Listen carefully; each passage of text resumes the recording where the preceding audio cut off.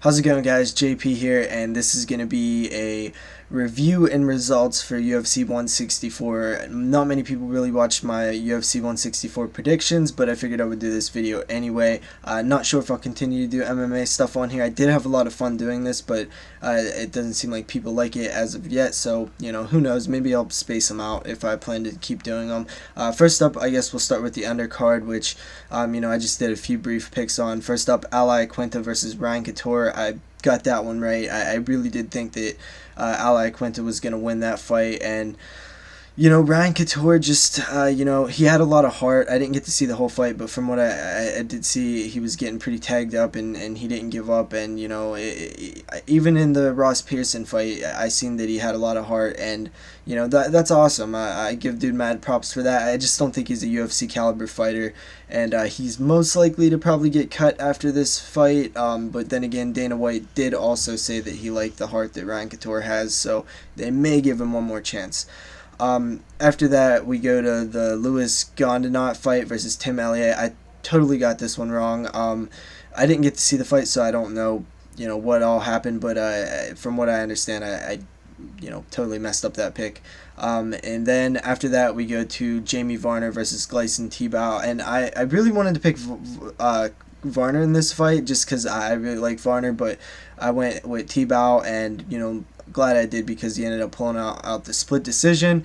And then we move on to the main card, and first up we have Dustin Poirier versus Eric Koch.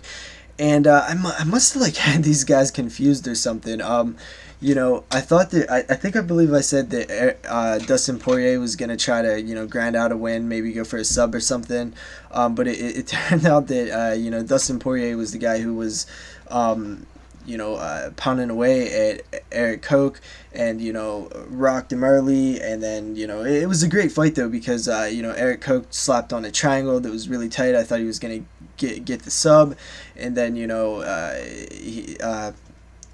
Poirier got out of it, and then he slapped on another loose triangle. We got out of that, then it got standing, and Poirier really hurt Koch, and I really thought that he was gonna finish him for sure.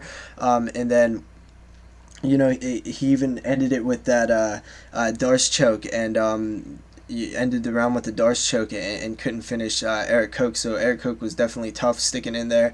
Second round was mostly Poirier, and then third round was mostly Koch. And at one point in time, I really thought he was going to pull the rear naked choke at the end of the round, or I thought he was possibly going to transition into the armbar and go for that and get the win. And it was just a great back and forth fight. And even though Dustin Poirier dominated early, who knows if maybe it was a 5-round fight or something. Eric Koch could have came back. Anyway, I totally got the fight wrong, and just how it went down, I had it wrong too. I don't know if I got the guys confused or just wasn't familiar enough with them, because it really didn't play out anything like I predicted. After that, we have heavyweights Brandon Vera and Ben Rothwell, and Vera was executing his game plan. He was, trying to stay away from Ben Rothwell while landing some, nice kicks. He was hitting a lot of kicks in the first round and being very, very evasive. Almost, some would say almost running away. But I thought it fit. It didn't seem like a dumb idea. It seemed like he was doing the proper game plan. It did probably got a little bit frustrating for for some viewers, but I didn't mind it so much, because he was still landing shots as he was backing up, and striking forward and stuff. So that was good. In the second round, it seemed like he slowed down on the kicks a bit, and he was just executing his game plan well. And then in the third round, Ben Rothwell just gets super hyped up, and somebody said that he looked like Clay Guida. I totally agree, but it's like no matter how hyped he was and he was moving, as fast back and forth, it still looked like he was moving super slow. It was so interesting to see a big heavyweight, move like that, and it looks like he just wanted what he wanted to win. He was hunting for the knockout all night. He was stalking Brandon Vera down, looking for the one hit knockout. I couldn't get it, and then at the end he just went crazy on him and took what he wanted, and I really liked that, and it was a great finish. Brandon Vera, I really don't know what else he can really do. I mean, I don't see him really doing much after this, but props to Ben Rothwell for, taking the fight into his hands and really just, going after the win. And, that was a great fight. Great knockout by Ben Rothwell. And then after that, we have Chad Money Mendes and Clay Guida in featherweight. And you know what? Am now back on, don't, I'm now cool with Clay Guida again. He was out there, he was fighting, he was, he wasn't running away. He wasn't, it didn't look like he was point fighting. He was out there banging. It was really weird because it seemed like they was almost clashing heads the whole time. And I hate when the two fighters like throw punches at the same time and their heads like almost hit like every time.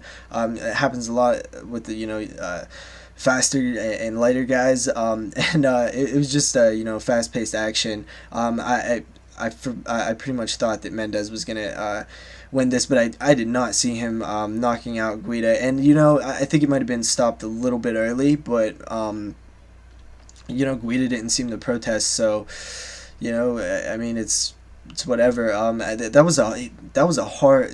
Mendes was hitting him hard up against the cage. So I got that Ben Rothwell fight right, and I got the Chad Mendes fight right. Then we move on to the heavyweights again with Frank Mir and Josh Barnett, and I really thought this one was gonna end up. I know I didn't mention this in the video, but from what everybody was saying, I thought there was going to be, lots of scrambles, and it was going to be like, submission fighting and just, a lot of fun stuff like that. But it was just, they came out and they just started banging, and Josh Barnett just was like kind of manhandling Frank Mir, just tossing him around, beating him up, and, caught him with a pretty big knee, and, dropped him, and the fight was pretty much over. I know a lot of people were saying, that it was stopped a bit early, and I might agree. I could see the argument, but to me it wasn't like, super early, and I can see it justified, I guess. And even if it looked like Barnett was just going to, unleash a furious hellstorm if even if Frank Mir they didn't stop the fight right away, but they did. So I don't know what was up with all the boos to Josh Barnett. I think he did great. And what's next for Frank Mir, man? I don't know. I don't know if he should retire. 3 losses in a row? Just not really looking too good for him. He looked terrible against Daniel Cormier. He was lighting up Barnett with a few good shots of his own, though, when they started slugging it out. But anyway, I got that one right. So then we move on to the main event, and I was so pumped for this. When Showtime was walking out, I was just like, I just felt that he was gonna win this one. I said he was from the beginning, but I mean, I really felt it, and I was like, we're gonna see a new champion, which I've been wanting for a while because I just really don't care for Benson Henderson too much. Nothing against him, personally. Obviously, I think he's a fantastic fighter. I don't like him as a champion. And Pettis, was Benson Henderson was taking the fight to Pettis, pushing him up against the cage, landing some clinch shots and stuff, and then they would separate and a little exchange, and then Benson would push him right up against the cage again. Finally, they separated towards the end of the first round, and Pettis just lit him up with a body shot, and you could just see Pettis' body shots, much like when he hit Cowboy Cerrone with the body shots.